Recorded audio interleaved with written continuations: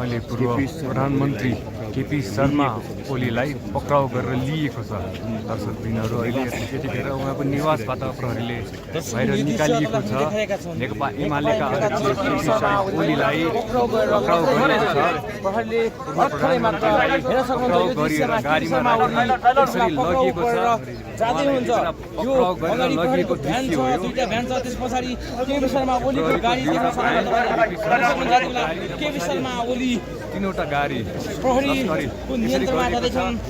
अगाडि प्रहरीका दुईटा भ्यान छन् भने त्यस पछाडि केपी शर्मा ओलीको गाडी छ। तपाईँ हामीले दृश्य देखाइरहेका छौँ। पुलबाट हेर्न सक्नुहुन्छ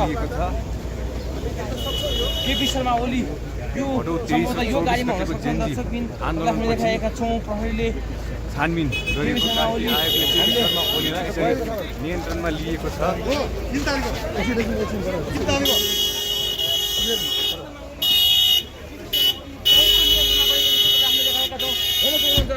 यो भ्यानमा केपी शर्मा ओली गरेका छन् भने केपी शर्मा ओलीले पक्राउ होइन, उहाँ आफै जानुभएको थियो। हामीले देखाइरहेका छौँ। दर्शकबिन केपी शर्मा ओलीले जानुभएको, उहाँ आफै जानुभएको, आफै जानुभएको।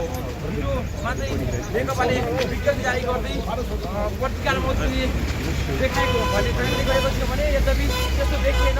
केपी शर्मा ओलीलाई अहिले प्रहरीले नियन्त्रणमा लगेर लिइसकेको छ। रमेश नेकपालाई पनि नियन्त्रणमा लिएको भने हामीले जानकारी पाएका थियौँ भने त्यसमा केपी शर्मा ओलीलाई पनि लगिसकेको छ। यो दृश्य हामीले देखाइरहेका छौँ। हेर्न सक्नुहुन्छ गुन्डोबाट ताजा दृश्य हो।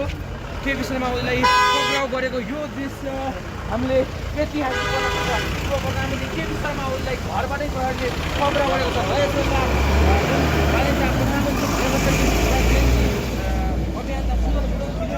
पक्राउ गर्ने भनेर जुन निर्णय गरेको थियो त्यसको लगत्तै आज केपी शर्मा ओलीलाई पक्राउ गरिसकेको छ।